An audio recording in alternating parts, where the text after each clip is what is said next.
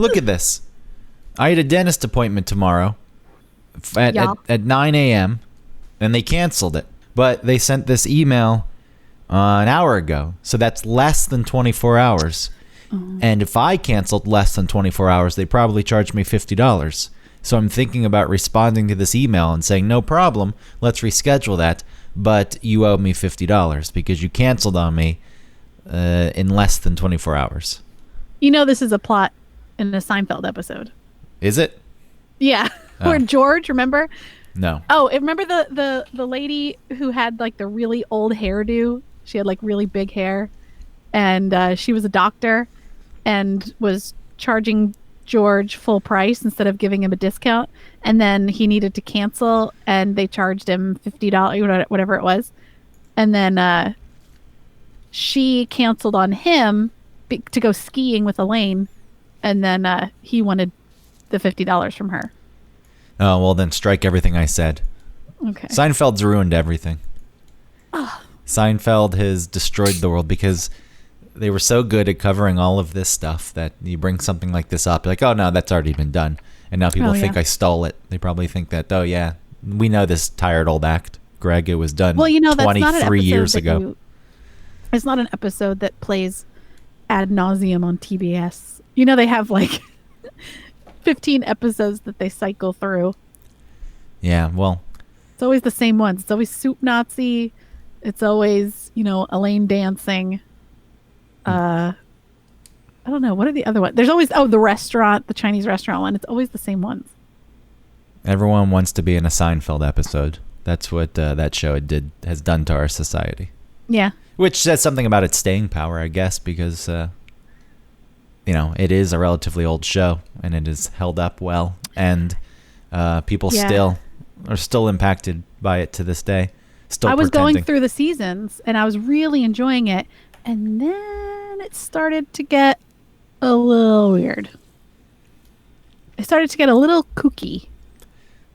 Yeah, we talked about this. That's when Larry David left. I didn't know that there was a difference. And I was really impressed with the episodes being so good for so long. But yeah, it got weird. I stopped watching. It got weird. It gets a little over the top, like you said, kooky. Larry David leaves. He's still an executive producer, so his name's all over it. But he leaves, and it gets a little ridiculous at times. Mm-hmm. Though he came back to write that finale that people hate. The finale is dumb. So it's his fault. Yeah. Yeah, I mean, what else are you gonna? Else are you gonna end that show? Most sitcoms end with the people moving out of the house and looking around at the empty house before they close the door. Shutting off the lights. How many times has that happened? That happens over and over in sitcoms. Mm-hmm. So, I mean, Cheers. Yeah, Friends. Seinfeld isn't going to end that way. How did Mad About You end? Oh, Mad About You was so fun and good, and then it got so serious. Remember, they were divorcing, and you're like, ugh. It came back though, right? Oh yeah. That nobody watched it. Nobody talked about it. The most criticism I heard from it was from my dad saying, like, Helen Hunt looks bad. You're like, yeah, she's older. Well, Frasier came back. Ugh. Your dad would love that. I know too much about Kelsey Grammer to be able to watch Frasier. What do you know? When he has like a sex temple or something, right? No, that's Drew Carey. He has a sex dungeon. Sex temple. He has a sex teepee. No, Kelsey Grammer is a weirdo. He also likes it up the butt. He likes the ladies to to peg him. Okay, so that's a reason not to like his work? No, it's no. That's true. I don't mean it like that. It's more like he seems kind of deviant and he's gross. Like I saw him be. I saw him as a husband on Real Housewives of Beverly Hills with Camille, and he was so gross and horrible. Why? Just a normal person sitting around farting? No, they pretended like they were still together when they were definitely breaking up, and he was already seeing the person that he's, I guess, married to now, but like they went to his La Cage aux Folles premiere thing on Broadway, and brought Camille, and they had to film it in the limousine, and just like all the prep getting ready, and it was so awkward knowing that both of them knew that it was already over, but they had to pretend like they still were in love or still together. And the way that he treated her during those, just like barely sort of like smiling at her like, okay. It was gross to watch. I don't think that's any different than real life. People put on a show constantly. They break up, but they don't want to tell people yet. And then it's like, okay, well, look at this. Look at us. Everything's good. And then they continue on. So Real Housewives really documenting real life. Like Seinfeld, until it got weird. Do you think your dad would watch a rebooted Frasier? Or not a rebooted, because that would be a startup, but like a new episodes of Frasier, and then look at Kelsey and say, oh, he's just looking so old. I know. And my dad is such a he came from the hippie generation. So I don't understand him sometimes. He and my mom talk about women and how they look, or they looking old, and you're like, all right. I feel like hippie dudes still like, oh, she got big. And you're like, okay. I think hippie dudes were still superficial and shallow when it came to women. Yeah, it was just an experience and less of a mindset. Like, I think that some generations now have more of a hippie mindset than the actual hippies did. Well, like back then there was, a rebellion against the conservative nature of like 50s and sexuality. So just because you were having a lot of sex and you were open about it, it doesn't mean that the hippies weren't the kind of people who would still judge women on their looks and then say, look how fat she's gotten. Well, and back in the 70s, people weren't fat. It was just like, it was the odd one that was fat. And then that person was, I call them 70s fat, because they weren't even really that fat. They were like normal looking people now. You didn't see fat people in the 70s. See, that's where smoking went wrong. Their sole marketing should have been, keeps you skinny. Smoke doesn't cigarettes. Always, though. I know it doesn't, Does it? because a lot of times people who choose to smoke cigarettes just don't care about themselves and Right. have unhealthy lifestyles. More preacher. I think they could have sold themselves that way, though. I'm sure at some point they probably did try to Virginia Slim. market cigarettes as a way to keep slim. But what, it boosts your heart rate or something. It says, look, you're burning more calories. And maybe the way to quit, right, is to put something towards your mouth instead of the cigarette. So you eat to sort of compensate for the oral fixation, maybe. Yeah, or you chew on straws. Yeah, or pen caps. Which have the hole in them in case you swallow it and choke on it. You can still breathe. That's nice of them. Did you know that? That's why the holes in a lot of pen caps have that little hole at the end. That little hole ain't going to do you much good. Well, it still gives you a chance to breathe some. Yeah, it's like emphysema. That's the other side of smoking. You stay thin, but you... they told us in elementary school once, they gave us straws, and they said, breathe through this. And like, now if you smoke cigarettes and you get emphysema, that's what breathing's like all the time. And that stuck with me. And I've always heard that analogy for asthma. Well, it scared me, but then I still smoked. So sure. It didn't... Oh, yeah, we were the drug and smoke-free class of 2000. You were? You were too. That was a generalized term applied to all of us? I thought so. Maybe it was just in Gwinnett County. Nah, they never put that title on us. Oh, I have a shirt. What up, Gwinnett peeps, with your 2000 drug-free class of 2000, BB? Well, the whole thing, just say no. Okay, I'm so scared. I watch Basketball Diaries. It looks awful. And then I loved Basketball Diaries. And then, oh my God, it never really stopped anyone. Well, they went. Well, I mean, lots of problems, but the scare tactics that they used, instead of just being honest, really brought in the distrust. So instead of just saying like, yeah, a lot of people, can smoke pot for a long time, but it can lead to depression. And when people stop suddenly after smoking for a really long time, some people commit suicide. Like it can be bad. Instead of just being honest about those things, they were like, look at this person. They did a weed and then they jumped out a window. Look at this egg. It represents your brain. Yeah. This is your brain on drugs. I learned it from watching you, Dad. What did he learn from him? To shoot up? What was he doing? No, they were smoking pot. Oh, so he saw his dad smoking pot? Yeah. His dad found his weed stash. Yeah. And then got angry at him. Which is ridiculous. If you're a dad and you're smoking pot and you catch your son smoking pot, you should also understand, it's like, okay, this maybe isn't the most dangerous thing, but it's not good for a developing brain. And right. It's like, yeah, look, I smoke. Let's treat it like booze. You can do it when you're older. Yeah. When your brain is not wet concrete. And let's really talk about it, son. The reason I smoke so much is because I'm in a miserable marriage. I can't stand your mother. She can't stand me. And I'm escaping. And so really smoking pot isn't the most healthy thing. So yes, you watched me do it. And really what you should learn from me is that I have no coping skills and I don't know how to handle life. And you should not be like me. Don't aspire to be like me. That would be the real talk.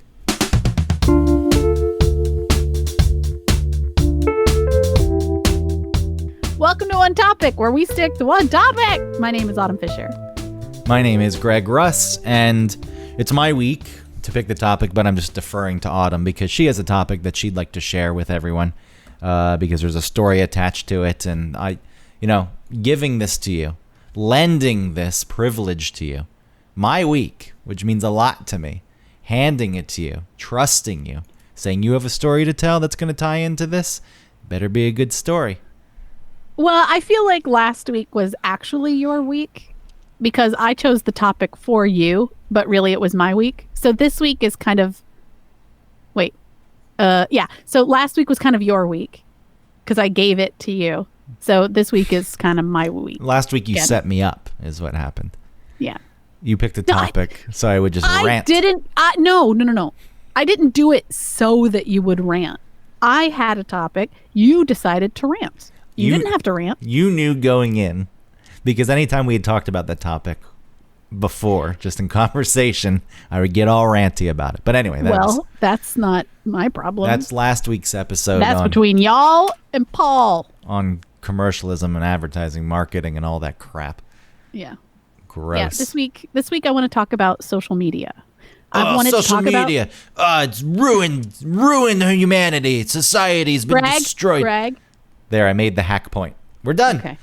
We're done. All right. Thanks for listening. I've said everything that everyone else is saying about social media, which let's just set it up now. I'll let you get into it. I'm going to do my best not to repeat those hackneyed rants that everyone else does on social media, even if there's validity to them. And we'll talk about things that probably you've heard before. Is this your week? Or is this my week?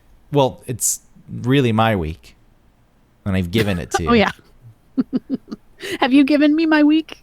I'm handing the week to you. I'm just setting this up to begin with because I know social media is especially recently in the divide in the country become a topic, a point of conversation amongst many people, and quite often the same points are made. Sure. So what I don't want to necessarily take social media and put it on a table and either shit on it or talk about its virtues. That's what I do. I put things on tables and then I shit on them. Yeah. I want to sort of talk about my struggle, interacting with social media. And then, we can talk about your interactions with it. And then maybe in general, people's interactions with it and its flaws or whatever. So yeah, I don't want to do the hackneyed thing either. So, I've wanted to talk about this for a long time. I've always said that so much that goes on social media just isn't real. All I guess because there are so many people who have negative interactions on it and then get very angry at social media or use it to be angry or to stay angry. And then there are also people that use it for, really sweet reasons, to see cute, ducks doing something cute. Posting glittery GIFs to their Sure. friends. Happy birthday, love you so much. Well, see, that goes to a different this direction. isn't a show that I'm putting on for everyone else in social No, media. wait, It's because I wait. really care about you. So that's a separate thing. What I'm saying is, when I say that it's not real, I also mean the positive things that you're getting from it. You know, okay, so you're having a negative interaction with social media, whether you're fighting with someone or your timeline is filled with things that make you unhappy, you know, because seeing other people's opinions that differ from yours that make you angry or whatever. But then there are also people who see it and have, you know, cute things, like they look at the dodo, you know, and it's like a dog whose legs didn't work and they built a wheelchair for it. It's sweet. Yeah, which or has like been dogs, told. people That coming story- home from war, or like the army, and then their dogs are excited. Like, Yeah, the dog gets so excited to pees all over the floor. It's like, look how excited this pup was for its owner to Stop return. trying to do this Oh, to our you're show. peeing all over my leg. Good to see you. Good to see you, Ralph. Stay with Greg. Stay with me. Stay with me. And then the wheelchair story. How many times has that thing been told? Look, I say this. Most people don't know actually where I work, but where I work, one of the websites they own is the Dodo, and the Dodo's fine, and I like the Dodo. I'm not going to speak poorly, even if I really No, wanted I to. think it's fun. I think it's a sweet place to go. All I'm saying is that wheelchair thing. Come on, we've seen it. The dog's got wheels for hind legs. Okay, my point is, this is truly your week because. You're making very- little asides. I'm not trying to. All right, little aside. Okay, little asides. The point is that those things that make you angry, I've always said that those things aren't real. Those interactions aren't real. And if I'm going to say that, then the sweet and nice things that you find on social media, I guess, also can't be real. It's like a quick, like a smelling salt, you know, almost of a burst of something, whether it's anger or frustration or, you know, sweetness or sadness or something. I feel like it's not as genuine. All right, well, that's different. It's real. If you're feeling something, or you read Yes. something, you get angry, or you watch an episode of a kitten who gets stuck on a curtain Right. rod and then mewing so sweetly Okay. that and that makes you feel, you know, some kind of joy in your heart. Then those are real. These are real things. Correct. But it's not as real as, let's say, even something that you, like a movie, you know, where you're with a character for an hour and a half or 2 hours and you're getting to know some subtleties about something, and then you actually care. You know what I mean? These things are, let's talk about the sweet moments, like on the Dodo or something. Those things are, you know, 3 minutes long. You know, you're watching something and it's getting to you quickly. It's trying to elicit a response from you quickly. Either whether it's positive, like with something like that, with like a cute duckling, or with something negative, you know, like a troll, you know, trolling you or saying something inflammatory. Well, that I agree with. That social media in general is just set up to pull responses Right. as quickly as and that possible. is troubling. Okay, that is that. And so what I've said for a long time is that this is not real. These interactions that you're having are not real. I would say they're real. They're just exaggerated, and Yeah, it's fake. It's fake. a lot It's of tricking the you. It's nuance is tricking you. preempted. And it's like, I guess, all right, so maybe not fake. It's tricking you. well, it sets things And up. I don't want to get tricked. It sets things up with a very clear divide, and it's like there's no in between with things. It's like this comment serves this purpose. This is all I want out of this. This Well, and then video people can serves- read into things. So, like, even if someone tries to, and I don't want to say educate, because then that seems like pandering or something.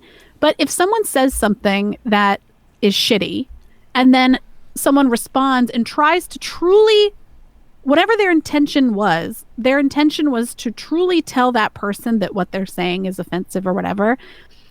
And everyone's going to read that text, those words, in a different way. You know, they're going to interpret it in a different way. Well, that's and anyone. that's hard. Yeah, anyone though who goes on and tries to respond to someone who's being inflammatory or whatever they're doing and try to convince them to think about it or see things that's dumb. That's like saying, watch this, I can breathe underwater. There's a set of rules that comes along with social media, and one of them is not I'm going to persuade a person to think about things differently or be a little more open-minded. That's a perfect segue into my journey, my social media journey that I went on yesterday. When did this journey begin? Yesterday morning. Okay, so it's ugh.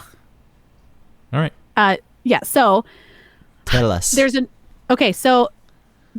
2 pages for the von Hessler Doctrine. There's 2 plus 2 What's that? equals 4. What is the von Hessler Doctrine is a radio show that Greg and I are on in Atlanta on WSB. So 2 Facebook groups for it. The original one is the one that I started, which is 2 plus 2 equals 4, because this is a quote thing that Eric says all the time. Who's Eric? The host of the show. And the host of the show, the von Hessler Doctrine. Thank you for filling me in. Okay. So I'm new to this podcast. I want to have all the details. Yes, no problem. He's the host of the show. His name is Eric von Hessler. Is his last name von Hessler? Yes, his last name is von Hessler. Oh, I heard once that his last name's actually just Hessler. Okay, fine. Go. Oh, you're right. His middle name is Von. Yes. Okay, continue. I hate you. Okay, so on 2 plus 2 equals 4 has sort of devolved into people just posting, stupid videos, weird memes. Like not as many people that are there are talking about the show. They're just trying to make each other laugh and whatever. It's kind of an annoying page. But you are an admin on this page. This is an official secret fan page for the radio program that you are an admin on. So you could, in theory, police this if you wanted. You could kick these people off. You could delete things. You could try to just keep the people on who wanted to talk about the show. Look, quite often, this is like any group dynamic, I think. I know it's annoying because this page is supposed to serve a purpose, but any group dynamic, you've got the people who come in, and they've got to be the life of the party. The party's someone else's birthday party, but no, I'm here now. Everything I say is going to be funny and a joke, and if we have a conversation, you're not really going to have a conversation with me because I'm just going to look at ways to take what you said and make it and spin it into some kind of humorous thing just to constantly show off how clever I am. Whose birthday is it? I don't give a shit. So, and especially online, and especially, there are, these people who are posting are regular people. There's a reason why, 2.5 Men was a really popular show. It's because some people don't have a great sense of humor. They may laugh at a lot of things, so they feel like they have a good sense of humor. But what I mean is in the true sense of a sense of humor. Is this funny? Okay. So there's a lot of that sort of not funny things going up, and sometimes straight up pretty offensive things going up that I delete when I think that they're offensive. So then a new group was formed. I did not form this group. This was a fan created group called 2 times 2 equals 4, which I was really starting to appreciate because I joined it because I was fun. And it was mostly filled with a lot of women. And I felt like the women that were posting on 2 times 2 equals 4 were posting things that were thoughtful and interesting. And then I started to get this, and maybe this is all in my mind. I don't know if this is really how it went down, but then I started to feel as that page 2 times 2 equals 4 got bigger and bigger and full of more of the dudes from 2 plus 2 equals 4, it started to turn into that birthday party scenario. We're look at this. No. This isn't funny. This isn't interesting. This is dumb. We've established on the show my thoughts on such a dynamic. Dudes ruin everything. They really do. And look, I've never felt that way before. I feel like I saw this happen on this new page, and now you've got the proof. That my theory has been proven. The hypothesis has been proven. Look, but that's not true because having lighthearted. You are a man, and you don't ruin things. Yeah, but it's my nature to want to, and then you have to fight against it because you're what? I'm smarter. I'm supposed to be a higher thinking being. I can handle these impulses. I also don't feel the constant need to show off in hopes that I get laid. Like, I think that's ultimately what it boils down to, even if it's subconscious. It's like, I'm proving myself. We don't have feathers. I'm not a peacock, so I can't really show my... Look how funny I am. No. Part of humor and comedy is also knowing when to stop and draw the line, and you throw the jokes out there when it's appropriate, and you can also show that you have the ability to have real conversations and thoughtful conversations, and that you're well-rounded, and not everything needs to devolve into some quip. That's what seemed to be kind of nicer about a lot of the women participating in 2 × 2 = 4. Even if they did post something that was funny or whatever, it didn't seem like they were trying as hard. It really did seem like, I want to share this funny thing with you. Yes, and you can sense these dynamics a lot. There's that. It's like, I want to share this thing. This is a shared experience, and there's look at me, right, look at me, right. look at me. Oh, yeah, God, and you know, 2 out of 5 things that you do that, like, look at me, will be good, but the rest is like, all right, I'm done looking at you. So that was my feeling going into this. Okay, so then a man posts a picture of Lena Dunham at her heaviest in a bikini, and the thing was, she's like, Lena Dunham puts on bikini for so and so designer, and she don't look great in her bikini, but she just got a big old body and she's rocking her bikini. Okay, the person posted it saying, like, this is the face of cancer AIDS or something. They posted some stupid thing. What the hell does it even mean? I don't know. I feel like the potential for calling someone cancer AIDS, I think that's kind of funny, but it didn't make sense to me to be posting that picture just because she was a bigger woman in a bikini. I did not think that was okay. So I was the dummy that you talked about earlier, thinking I could, like, change a mind or something. And I commented on it saying, ladies of 2 × 2, are we going to let men just, post shit like this about women's bodies? And there were some men that came in saying, like, this is stupid. Talking about women's bodies is not funny or interesting, and that felt really, really good.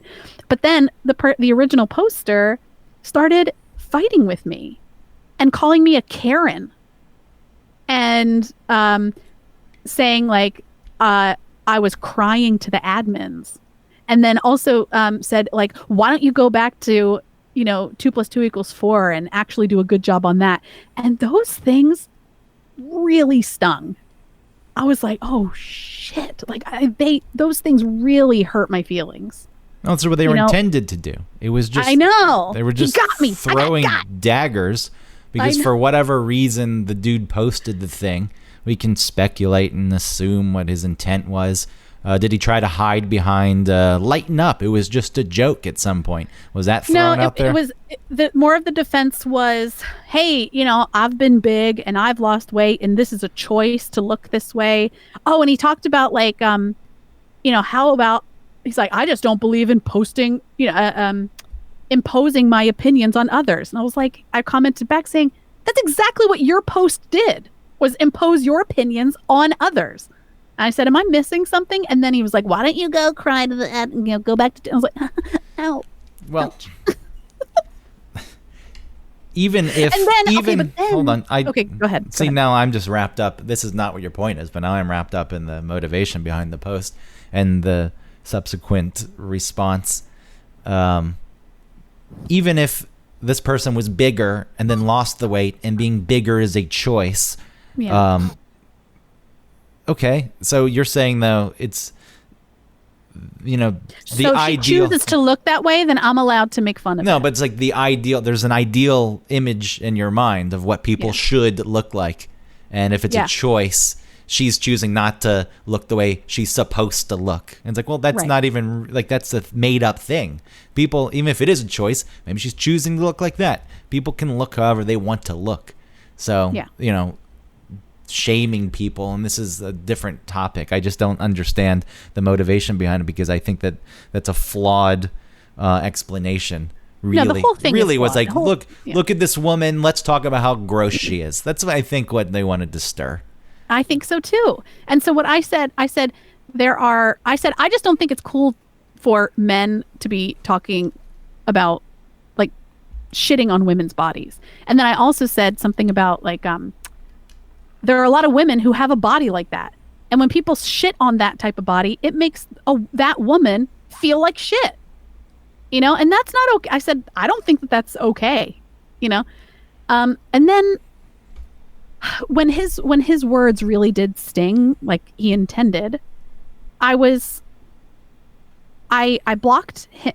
Okay. I blocked him, and then I left the group. And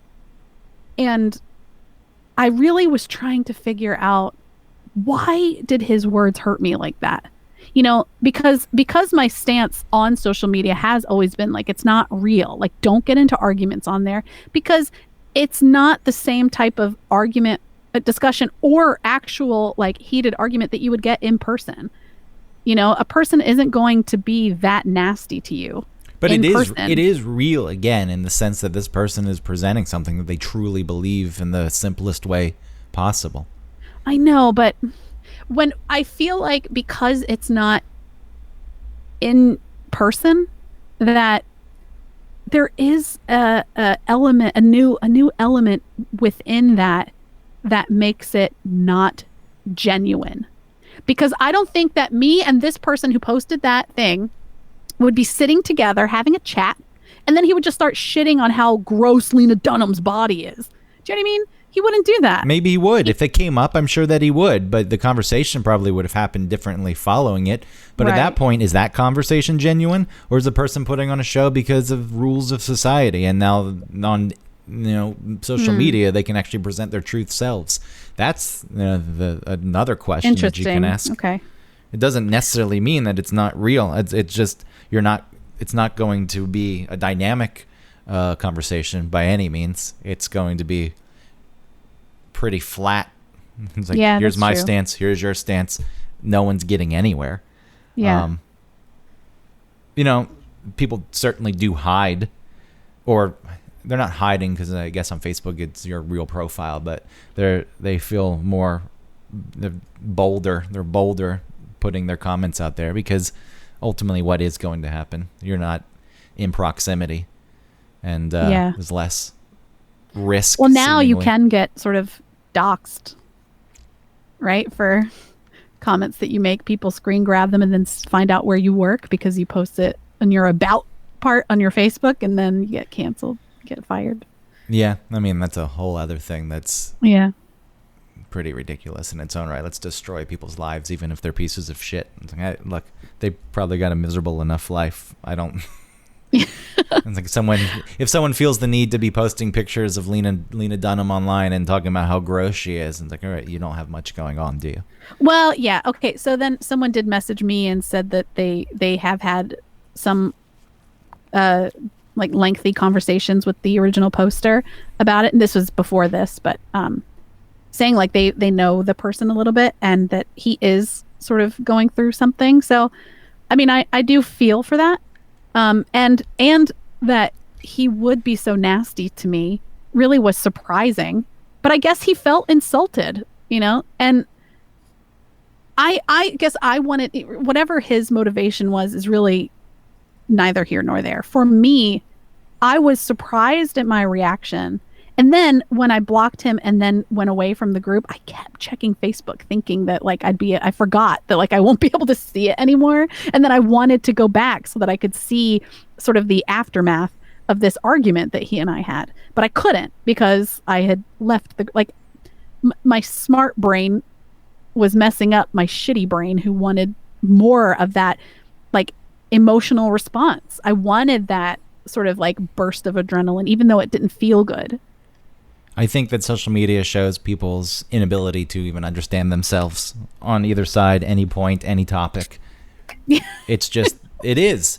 It's like, okay, so if this person's going through something right now and they're angry or upset and hating the world because they're in some kind of emotional pain or working through something, that they want to put something out there and just have a bunch of other people share that hate. And there's like Lena Dunham was the stand-in for it. It's like, just shit on this with me.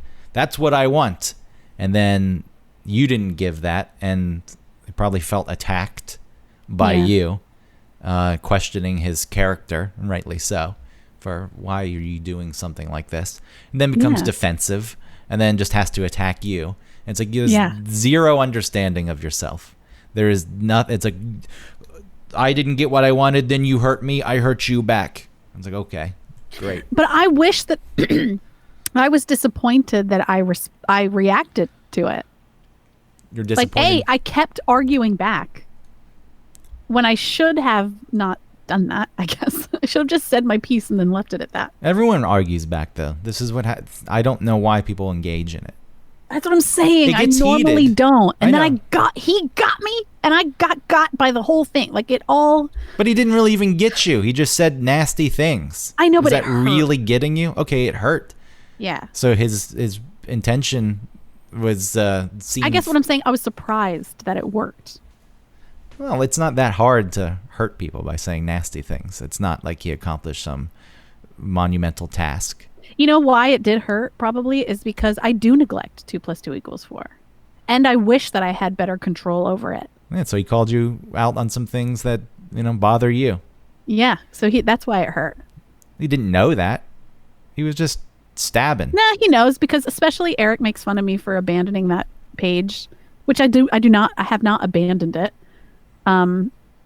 Everybody else is an admin on the show, so they can also participate, but they don't. I think that Jared every once in a while goes in and just like approves all of the member requests, no matter what. Yeah, because he just wants to grow numbers. When I was using no, he doesn't know. I don't think. When I was using Eric's login, I was an admin. I would delete some of the dumb posts. Yes, I've deleted shitty things that people have posted. I mean, I'd leave some of them up if they were dumb, meaning they weren't funny. But it's like, okay, but there's some real nasty shit that people post. It's like, what is the point of this? I'm getting rid of it. Or it's like, look at this new meme, and then 60 people post it, like they found it or create it. And it's like, who cares? Yeah, it's all getting deleted. But it was mostly you left to manage that page. But if you look at the conversation that was actually had, I'm sure your points were more poignant than anything he had to say. No, I think so too. There were some people agreeing with him about like something, I think, about like the weight loss thing and how, but there were other people saying, I disagree with her on a ton of things, but I don't think that talking about her body is whatever. So, I mean, I appreciated the support. And then 2 people emailed or Facebook messaged me about it, and I thought that was very kind of them, and I appreciated that. And it's not like I needed them to tell me I was right. I knew I was right, but my whole struggle with it was thinking about, like I said, why it hurt, and I guess I know why it hurt now. But also like blocking and sort of tailoring your Facebook feed or your Twitter feed to only give you pleasure, and not to sort of stir anything for you. I previously have said that is an important thing to do, because what is social media for? Is it to fuck with you every time you open it and get you angry and argue with people and challenge you constantly? Or is it just a place to like, can I just relax and scroll around and see what's happening and read something is funny and then see the baby duck who, fell. It can be whatever you want it. That's maybe what you need to decide, and then you set it up to serve that purpose. It doesn't, some people maybe want to go on there and just stir shit for whatever reason. I don't know what they're getting out of it, but like trolls. Yeah, there's trolls, or like even this guy. I don't know if he was necessarily trolling, but no, he wasn't. He was putting his real thoughts out there, which is worse than trolling. That's really okay. So let's talk about trolls. We have experience with a troll. We know a troll. Yeah, I And know. why do people do that? What pleasure do they get in just saying just shitty things to make people react? That's what you're getting, the reaction. You feed But off what of does the that reaction. give you? Power. Look what Power. I started. Look what I stirred. My comment did this thing. Yeah. And now we're in the middle of this. And there's like no stakes, because if you're trolling, you don't even in theory care about what you posted. So the other person's getting Right. riled, and they can't really hurt you at that point, because you're just arguing for the sake of arguing, and you're letting them get, enraged and impassioned, and it's like, look at you. I've stirred all these emotions in you, and I have such control over you at this point. I think that's what people get out of it. And again, it's just filling some hole that they've got in their being, in their existence. That seems yeah, when I think about the power that they get from that, and then they truly like feed off of it. It gives them some burst of something that makes them, like you said, feel more in control. Yeah, but I don't think, do they really at the end of the day feel good about themselves? No. It's just No. they're But that makes me feel, it's like the same. It's not the same. It's not. But it reminds me of like that mentality of like serial killers or something. Serial killers aren't happy, but they love doing that. Just like these trolls, they love like making people react and hate and have this emotional response. Serial killers, I think that's another power thing. It's like they kill someone, and obviously there's a wide range of serial killers in the way they've executed their murders. Yeah. But there's a fear involved, which they really like. They're the cause of the fear. Yeah. They're toying with people. They're toying with the police, with the Toying, victims. yes. Yeah, it's just this pathetic grasp at some relevance. It's like, I matter in a way. All these people who never had any attention paid to them or didn't get the things that they needed. I know it sounds like the most basic of arguments, but there's a reason it becomes a bit of a stereotype. It's like, you weren't loved. Well, Yeah. Right. yeah, it's like that's there's a You lot. weren't loved, and that scared you. And now you've come up with these weird ways to give you that scared you, and you felt out of control when you needed someone to help control your life as like someone who was scared and alone as a kid. Yeah, now you can't handle. I'm not getting the emotions I want from you or that I need. Yeah. And I have no clue how to get those. So I just want some kind of emotional reaction from people. And then going back to the posting of the guy that you fought with, if he was overweight and lost the weight, he probably dealt with shit, and he probably dealt with rejection and people. So it's interesting that someone would go through that, and that they would continue to be like the shitter. Yeah, because that's the most basic childish reaction. Think about being in school, and if you're bullied, you're bullied, but then there's always someone below you that you can bully. Right. So, you just pass it along, or the moment something you were made fun of for no longer applies to you, and the weight is a good thing. You can lose the weight, and then there's someone else who's fat.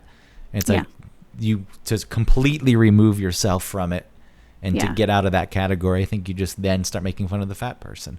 You're like, look at you. You're so fucking fat. Even though you were fat yourself and you know how it feels. Right. Ideally, it would be, listen, I've been there. That must be either difficult for her, or maybe she's cool with it. I don't know. I don't like the way it looks. That's it. It's like, it's a lack of compassion at that point. You should be able to understand. A lack of empathy. I should understand what it's like to be in a situation like this. And maybe there's some anger. Like maybe the person who was fat, who hid away and dealt with a lot of shit, is angry that someone who's fat has the audacity to show off their body and be relatively okay with it. It's like there's maybe jealousy that stems from that. It's like, you can live like this? What the and then you just make everything about yourself. And you think, I couldn't do that. And then you hate the person because they're doing this thing that you couldn't do. And while they're still getting the same shit that you got, they're maybe dealing with it better than you ever dealt with it in your life. And then so you can't stand that person. Well, and the other, like the other extreme to that is people saying like she looks beautiful. You're like, She looks. I mean, if someone thinks she looks beautiful, you can't argue with them. If someone No, of doesn't think course. she looks beautiful, then you can't argue with them. Yeah, there's standards set by society, but what the ideal body looks like. But it is also, I think, based on the majority preference, which doesn't Right. make that right. Well, I think it's but- about like health, right? Like I think that your reptilian brain probably sees a body and sort of judges it whether it's healthy or not to sort of procreate with or something. You know what I mean? No, I mean, that does exist. There is something to looking at someone who is big and either deciding for yourself or whatever. But like I said, I feel like the extreme of that response is to sort of, I say she looks beautiful as in someone's sort of overcompensating and not really thinking it looks beautiful, but just saying it's beautiful just to be supportive. You could look at someone's body and think in your brain whatever you want. You don't need to tell anybody else that. You don't need to tell the person anything about what you think about their body. You don't have to tell your friend about what you think about somebody else's body. That's their body. Yeah. I mean, there are people who go to extremes to make sure the other side knows by making comments like, so beautiful. It's like, okay, we get it now. You're on the other side. Right. You're one of the good people when it comes to this. I'm good. See? And I'm good. showing support, I don't think is a bad thing. No. And, if you're really talking about it, just saying it's beautiful is an easy, short way to show the support instead of actually getting into the real dynamics and minutia of it. But, social media in general is one of the reasons I wasn't on it. One, it's a lot of work when I was on it. MySpace, I feel like, was simpler. MySpace didn't venture too much into what social media has become.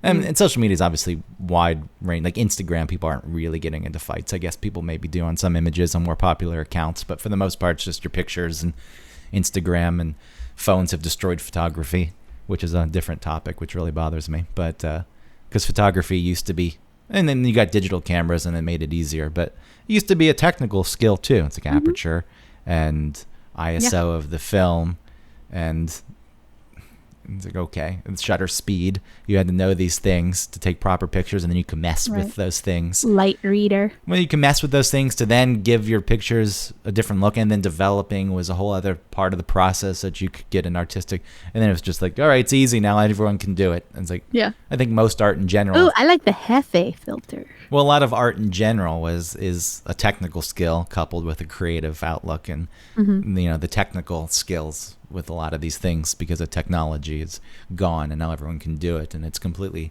ruined all meaning. But the point I'm making originally, social media is wide ranging and serves a lot of different purposes, and I think a lot of it though is a lot of work that I had no time for. It's like tweeting, Instagram, like you got to constantly keep these things going. I don't want to put in that kind of work. See, I don't feel like there's any drive to keep it going. I haven't posted. I just post whenever. Well, some people, if you're using it and you want to put your thoughts out there because you think that everything you have to say and everything you see is so brilliant and worthy of adoration, then I guess you're driven to keep doing it. But there's the. I used to be like that. I used to post horror, like on Facebook where it tells you like your memories, and it's like 10 years ago, this is what you posted. And it's like having a sandwich, chips. Well, I mean, I think there was a period of fucking around. A lot of people post that and actually mean it, but I think there was a period of also the deconstruction. And it's like, I'm just going to start posting the most mundane things. And then that becomes mainstream. And then everyone just documents their days. But, the comparison thing is true. That's been brought up so many times before. But you see other people's curated feeds and their lives look better than their lives actually are. So it's not a realistic representation of life. Or when people do post their struggles, they just go all out and dump everything there. And that's not real either. I mean, There was a big string of that for a while, right? Where people were posting these horrible things about their life is so horrible, and or they would post those vague things on Facebook, right? You're like, Worst day ever. Yeah, you're like, oh, keep your head up, sweetie. Yeah, it's like, okay, well, what, you want me to reach out and ask you? It's like, no, I'm not doing that. It's the same thing as posting What's the wrong? good And then stuff. they respond, just down. Yeah. Like, all right. It's the same thing. You're trying to get attention. You're fishing. Yes, you want, no matter what it is, good, bad, you just want people to pay attention to you. Please, I'm here. Pay me some kind of attention. And if, you're presenting your life as being so wonderful, you like the idea that people look at it and maybe are a little jealous of it and like, oh yeah, they think that I have this wonderful life, even if a normal life obviously has ups and downs and is all different shades of gray, and one extreme or the other is not real. I don't know most people, when something bad happens in their life, who just tells everyone about it. There are people who exist like that. They will just go around and talk to any person they see, a cashier, someone at the deli, they'll share it. But most people are like, all right, how you doing today, hon? Oh, well, I mean, this morning, my husband, my cat, my dog. Yeah, I think most people is like, all right. They're all dead. I killed them. I share this with some people. It's not for everyone to see. And then even the good stuff. It's like, I don't feel any need to go around and brag constantly that there's good things happening in my life. And I think social media in general is just a dumping ground for people's sadness, for people's misery. It's just people's lack of attention and feeling loved. That's what social media is. They go on there and it all, no matter what they post, how they post it, what they go about, for the most part, it's people expressing something that they don't even know that they're expressing, which is pretty much, I just want to feel cared about. That's all. And nobody. Whether it's all, even if it's with a negative response, just care. I just want someone to care. It's a lack of self-awareness, and that's why, when I say I don't like people for the most part, this is why I'm torn, because I'm not really. I know there's this idea that I'm just this completely negative, cynical person, and that's certainly side of me, because that is what exists quite a bit in the world. Like, people are shitheads, but there's also a part of me that understands, like, there's reasons people are acting like this, and, if people just took the fucking time to be a little self-aware and understand things, that I think a lot of this would go away. But they don't. They don't have any ability to grasp anything in terms of what they're feeling or thinking or why. So they go on and they just dump shit. It's a dumping ground, social media. Yeah, whether it's positive or my new negative. Car. Yeah. I know you want to share stuff. It's that whole thing of like, pics or it didn't happen. Like, I need to post this. No one gives a shit. All right, you got a new. People do give a shit. You got a new car, and that means something to you because you worked for that car and you're excited about it, and that's valid. And maybe people in your life will share in that excitement, but posting it and hoping to get every other person to be like, people don't care that much, and that's what you need to understand. It's like, that's okay that you can have your life and be relatively mundane and boring and have these moments, and then have people who are close enough to you to share those things with, rather than just seeking attention of every fucking person on your friends list. And like, what are you trying to do at that point? I'm looking through my own Facebook feed, and I did post a thing saying, "Ugh, I'm sorry, everybody." It was pretty vague. But what I meant was about all the shit that's going down, and it seemed like everybody was. When did you post this? I posted it June 2nd. Yeah. Maybe you wanted some people to reach out. You don't like feeling alone. No, I don't. You have an inability to sit with yourself. I don't mind being alone. I don't like feeling alone. Yeah, but I think loneliness comes out of, and this isn't you, because I know you have real relationships and real connections with people, but it comes out of not having an actual open dynamic with a lot of people. Loneliness isn't the physical act of being alone. You know, there's that old cliche about New York, lonely amongst millions. Like, you're around people. That in itself doesn't cure loneliness. Right. I mean, with, all the quarantining and, I'm ready for some more human interaction than I'm getting, I think. But if you're having real open interactions with people, Even when you're Yeah. quarantined, I think it fills some of that. It doesn't take away the desire to be around people, but Yeah.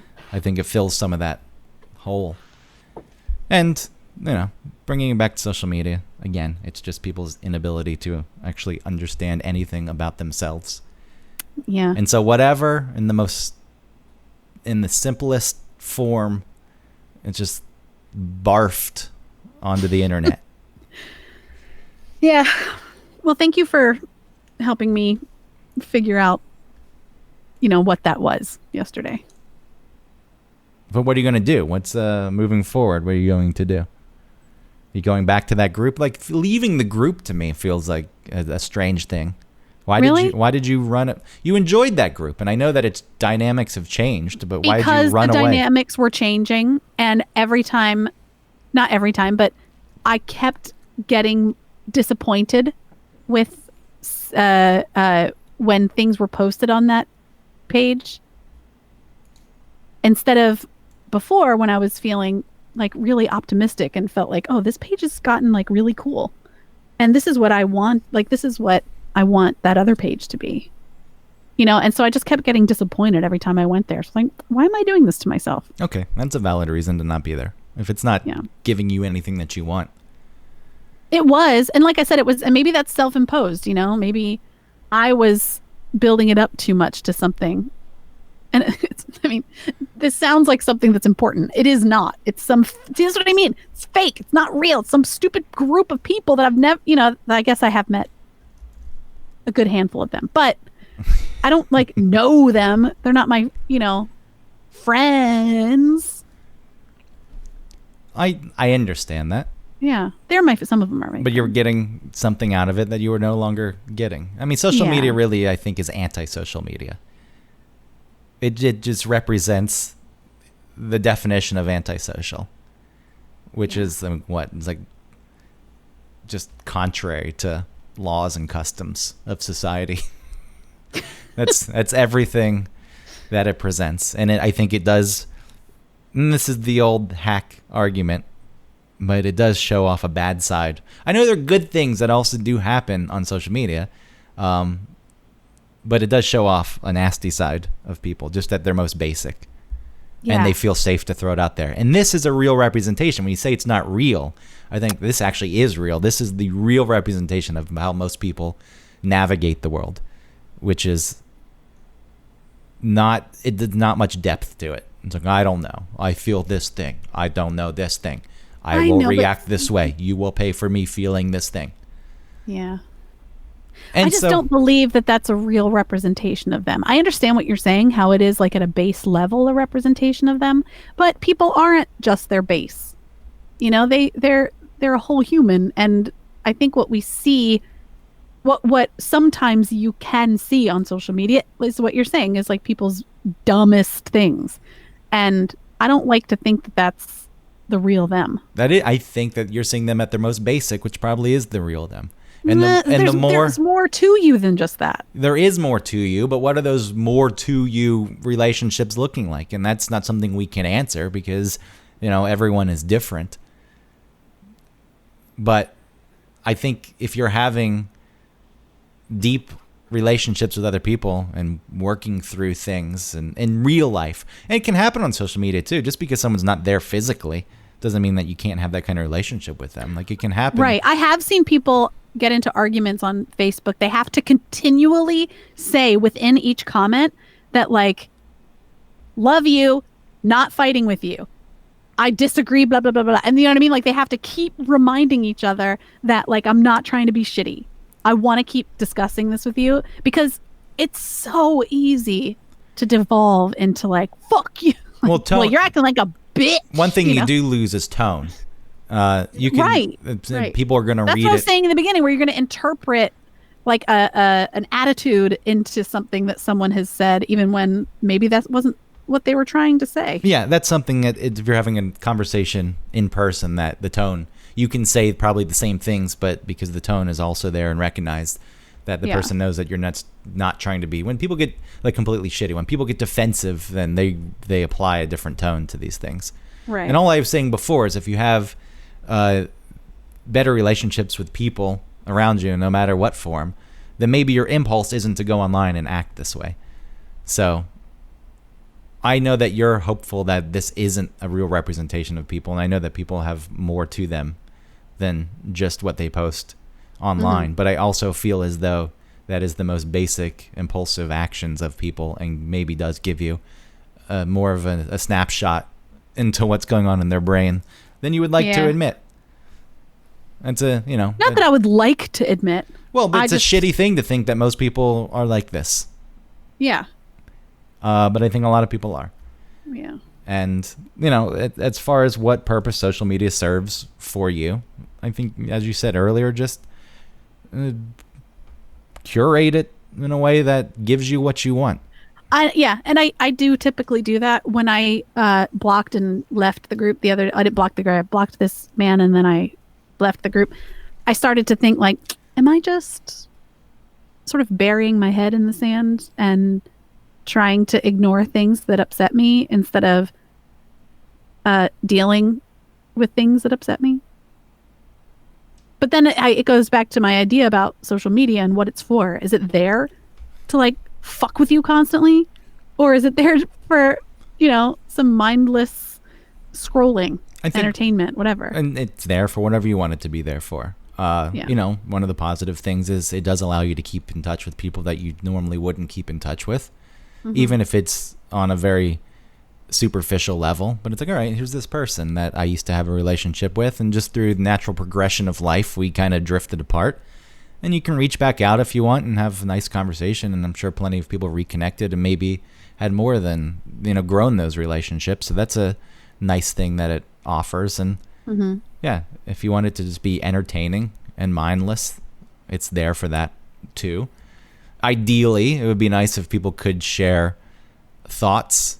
Like, I don't think that having an outlet for any creativity you may have, like posting your pictures, I know I shit on it earlier with Instagram, but it's like, okay, it's nice to have an outlet and to get some recognition for it. I get that.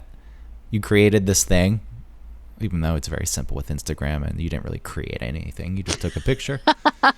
But in general, like if you create this or you have an idea that you want to share, it's nice to have a more of an audience than you would have in the past for it. Yeah. But now everyone thinks that everything they think and everything they take pictures of is worth sharing. It's like, balance that out. Figure that out a bit. And I was going to say, ideally, it'd be nice if you could share those things and just then start real conversations about them. But that's a very difficult thing to do because ultimately they do devolve into shit. Someone comes in and just stirs it. If you read comment sections on any article, never. I mean, even on I follow some Office Instagram pages, and this page posted some thing that people didn't really know about, like this little detail, like, did you notice this ever? And I just saw the original poster within the comments saying like, guys, just because you may not have noticed this the first time around doesn't mean that you're not a true Office fan. Relax. So I think that there were people that were like, of course I knew this. If you didn't know this, then you're not an Office fan, and like fighting with each other. Yeah, Jesus Christ. This is again, it's just the need to be. I'm the biggest Office fan. Right. I need that recognition. I need to what? Because what's his name? Why is his name eluding me? The guy who stars in the fucking show. Jim? No. Steve Carell? Yeah. It's like, because I'm sorry that he couldn't remember his name. I know that's insulting to you. Sometimes these names just, they disappear in my brain. No, I know. But it's like, I'm the biggest Office fan. Yeah, because Steve Carell's going to come, show up, and, throw you a celebration and give you... That's not happening. I don't know. Yeah. Whatever you are getting out of it is filling a void elsewhere. That's where you need to focus. Yeah. Don't focus on the people who didn't notice this small detail in this episode of The Office. That's pointless. Yeah. And it's best to not engage with those people if it makes you feel bad. That's why I'm not on it. It's too much work. Social media is too much work to sift through that for me, to filter that out. I mean, once you do it, it's pretty easy to keep up with. Well, I'm not even saying like posting. I'm saying, but there's all of that, and it's not. I don't get enough out of it to enough positives to outweigh the negatives. I know. I don't really even know what I'm getting out of Facebook. I really stopped posting on Twitter. Well, you're a public figure, even if it's just to a local market. And if you want to progress, if you have anything, you got to have that social media presence. That is the standard now. Oh, maybe I should start posting just the worst stuff on Twitter. No, maybe you shouldn't post anything. Like pencils work. I mean, if you just want to go that way. Yeah. It was like my Twitter account where I only posted about sandwiches for. But what was your username? I like pretzels. What? That's weird. Yeah, well, I mean, I made the username. I wasn't sure what I was going to do with it. So maybe I should have made it I like sandwiches, but. I like pretzels. Yeah, now I forgot what I was saying leading up to that, though. Oh, posting mundane things? Well, that was you posting them. Oh, I was going to say, it has become a gauge on your worth more than it should be. Not for just you, but it's like, I love this. Let's say you wrote a book and it's like you sent the manuscript and like, we love this. This is amazing. The best thing we've ever read. How many Twitter followers do you have? 0. It's like, oh, well, we can't publish it. It's like, oh wow, that's where we've gone, huh? You don't have enough social media followers, so the actual integrity of your work doesn't matter because you don't want to do the work. You just want to collect the money. Everything's already built in. I've built the fan base. I did this thing, and now you just want to take it and you want to take a percentage of it. It's like, no, you know what this is supposed to work? I create the thing. You build the fucking social media following. That's where you get your money. And the fact that you need the social media following. Yeah. I mean, I think that's just, I feel like that's older people or something looking and saying like, well, social media is important instead of, I don't know. I feel like the younger you are, maybe you understand that social media's importance is not as great. I don't know. I think it's more the younger people. I describe as the older model. This is more of the newer model. Well, it depends on what it is. Because if you're like an Instagram influencer, then obviously you need the followers. But if you've written a book, I don't know if people are as concerned. It depends on what it's for, I guess. But yeah, they don't want to put in any of the work. If you've written a book, but you're not a name at this point, they don't want to put in the work to help get your name out there. That's your responsibility. And that's ridiculous because a lot of creative people have no ability to market themselves. And so you're missing out on a lot of good stuff probably. Because your system is all about the quickest way for you to make some money. And that goes, back to maybe things I was ranting about last week. But, so that's a completely different episode, so you can wrap it up. All right. Thanks for listening, everybody. Like and subscribe, rate and review. We have a social media presence. Find us online. OneTopic01, I think, on Instagram. We don't post anything. I guess we should start posting things. You should start posting things. Yeah? I mean, I'm not going to get involved in it. I appreciate anyone who likes the show. Yeah, it wouldn't be to gain followers. It would just be to give people something to look at. Yeah, well, there's this idea if we don't interact, we don't appreciate the people who listen to this. That's not even true. That's not even true. That's not true at all.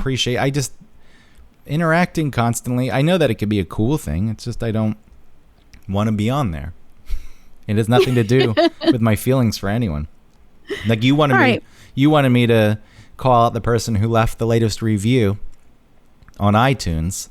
Mm-hmm. The review wasn't really a review of the show. It was just in reference to our show about toys when we were kids. Yeah, Cars4358 gave us 5 stars, which I appreciate on iTunes, a 5-star rating of the show. But then the review was just creepy crawlers. It's like, okay. Yeah, I remember creepy crawlers. That was a toy we didn't talk about on that episode. I love that kind of quote review. Just creepy crawlers. And they use it as a comment section. I love that. So, but look, I appreciate that.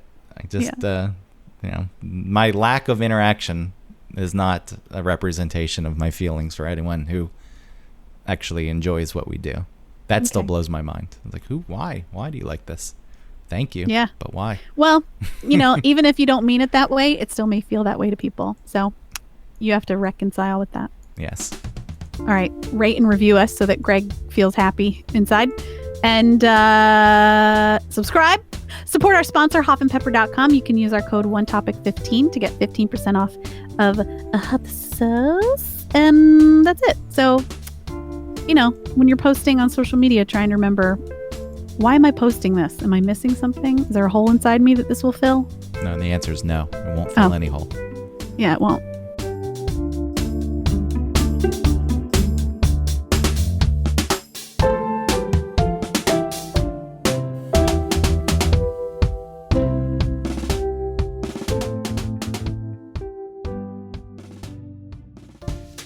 Hey, Greg.